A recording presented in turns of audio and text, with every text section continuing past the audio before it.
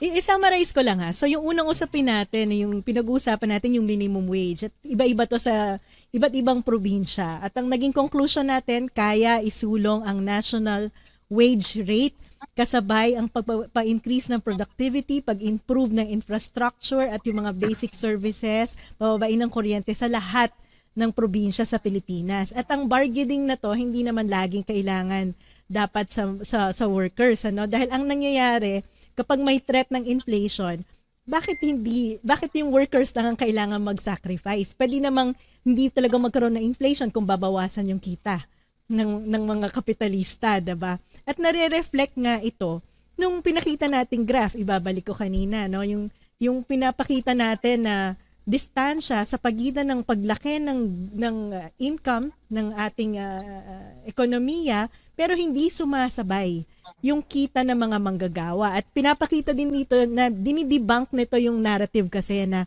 napapalitan na kasi ng high-tech na technology at capital productivity, yung productivity ng manggagawa, which is not true. Kasi nakikita natin sa graph na to na tumataas din talaga ang labor productivity at yung rate ng pagtaas ng labor productivity ay hindi the same, hindi pareho sa rate ng pagtaas ng real wage.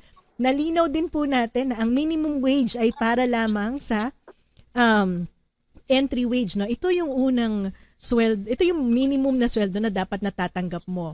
At ang isang nagpapaliwanag ng ganitong anyo ng ekonomiya natin at yung hindi paglago ng kita ng mga manggagawa ay yung kahinaan na ngayon ng ating labor union. Kasi ang iniisip natin ay dapat pagpasok mo ng trabaho, may minimum wage ka, makakapag-bargain ang mga manggagawa with their employer para magkaroon sila ng bahagi dito sa profit or sa kita.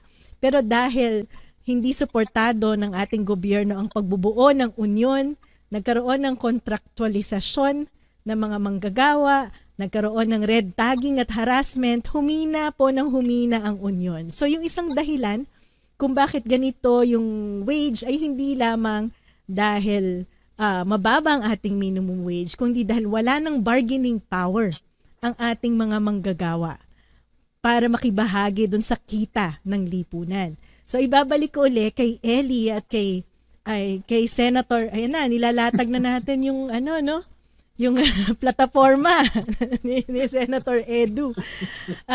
Ibabalik ko sa inyo. So kung given yung ganyang anyo ng labor sector natin, paano natin isusulong ang pagpapalakas ng union sa Pilipinas? May konteksto ng kontraktualisasyon, may red tagging, wala namang political commitment ang government. Ano yung dapat natin gawin? Umpisahan ko, Prof, alam nyo, nung few years back, sinulong yung Security of Tenure Bill na malaking tulong sana para sa mga manggagawa na kontraktual. Pero alam nyo na, nabasura yung batas na yan. Hindi lumusot yan. Malaking tulong yan para ma-address itong pinag-uusapan natin ngayon. Isa pa, pinalala rin naman ng mga manpower agencies, yung usapin ng mga kontraktual na mga manggagawa. So, we have to push. First, legislation, kung pwede nating i-push yan para makatulong dito sa pagpapump up ng pag-uunyon. Second, kilalaning lubos yung karapatan sa pag-uunyon, sa pag-oorganisa ng sarili ng mga manggagawa. Kasi kahit anong gusto ng mga manggagawa na organisahin yung kanilang sarili, kung mismong gobyerno natin ang nananakot na mag-organize itong mga manggagawa, talagang no chance yan na umusad. Pangatlo, kailangan matanggal din sa kaisipan ng mga kababayan natin, ng mga kapwa natin Pilipino, na ang pag-uunyon ay masama. Karapatan po natin lahat yan. In fact, sa ibang bansa, may partido ang labor, diba? Yes. At nagiging bahagi sila ng parliament. Yes. Yes, Prof. Kaya yun yung sinasabi natin. It is our right, enshrined in our Constitution, enshrined in the Labor Code, that it is our right. So ang pag-uunyon ay hindi masama. Yan ang kalasag natin, shield and weapon sa pagsasamantala ng mga management. So we encourage yung mga manggagawa to organize themselves. Wala namang ibang makakasolusyon doon sa problema ng mga manggagawa kundi mga manggagawa rin eh. So yun yung ilan sa mga pamamaraan, Prof, na nakikita ko para tumaas yung pag-uunyon dito sa ating bansa. Senator Edu, yun sa konteksto ng contractualisasyon, kaya bang magkaroon ng union at the parang industry level? Halimbawa, yung mga yung mga nagsuserve sa mga fast food. Kung ano yan job order contractual, 'di ba? So kaya bang mag-organize ng union na industry level na parang ang bargaining nila yung hindi ka lang magbabargain with Jollibee, magbabargain ka sa lahat ng fast food na itaas ang sweldo nila. Actually, ang best organizing dapat ay industry level, no? Kung gusto mo talaga ng economic gains, no? Kung gusto mo ng economic gains dahil mas may commonality kayo no? Yes. As an industry, no?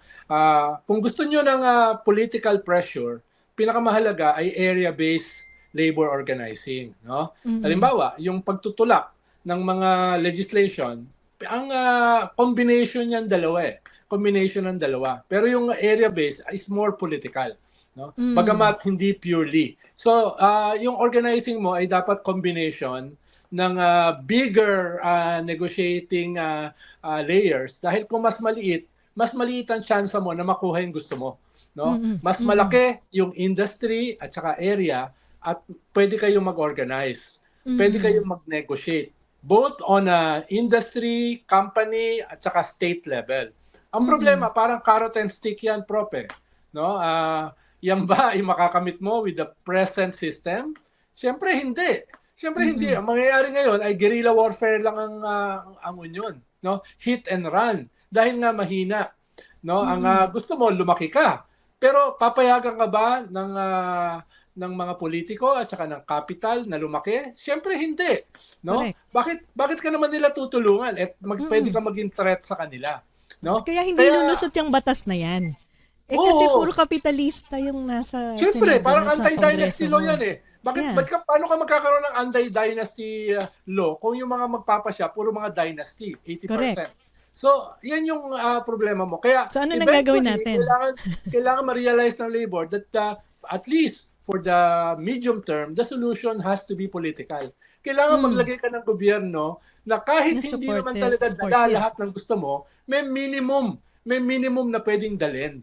Dahil kung hindi ka dadalhin yung minimum na yan, yung cycle ng political instability, yung cycle ng social instability ay magpapatuloy. Halimbawa, a few months ago, sabi ni President Bongbong, no, bibigyan ko ng incentive ang ating mga nurses para hindi na sila umalis ng bansa, no? Hindi ko alam kung saan sako ng basura kinuha yung ganong ideya, no? Kahit anong gawin mo, kung ganito ang wages, ganito ang benefits ng nurses natin at times 10 yung benefit nila sa abroad, kahit anong gawin mo, lalabas yan, no? So, may magpapatuloy yung brain drain natin, lalo na sa mga key sectors at saka industry. Ikalawa, yung crime. Kung walang makuhang trabaho, yung mga tao, magkukubrador ng weteng yan. Pupunta yan sa pogo, magtatrabaho ron. Pupunta yan sa drug trade, etc. No? Yan ay papasok sa kung saan-saan anong mga klaseng petty crimes. Dahil hindi naman sila pwedeng mamatay sa gutom. Di ba? Mamamatay ka sa gutom with 21 peso per meal. No, wala kang nutrition na makukuha ron. Ikaw ba, papanoorin mo yung anak mo na nagiging vulnerable sa karamdaman, walang pumapasok sa utak pagpasok sa paaralan, nang ganun-ganun na lang, kakapit ka sa patalim, di ba? So yung mga problema natin as a nation, magpapatuloy and will worsen, no? Kaya nga dapat tignan ito as a whole, anong tawag nila? A whole of government approach, no? In short, dapat magsigurado tayo na tayong mga manggagawa na napakalaki ng bilang, 'di ba? In terms of political profile sa Pilipinas ay maglagay ng mga kinatawan na magiging champion ng labor sector sa Tingnan Senado at lower 800 house. billion na unprogrammed funds. Saan pupunta yan? No? Hindi, yun na nga lang sinasabi mo, incentives ka mo sa medical sector. Hindi pa nga nila binabayaran yung hazard pay ng COVID eh. Yes. Tapos yung PhilHealth pa na 90 billion. So, yan yung, ibig sabihin, yun yung kailangan natin harapin. Hindi ito ibibigay sa atin. No? Kinakailangan natin kunin ito at isang pangunahing paraan in the short and medium term, political.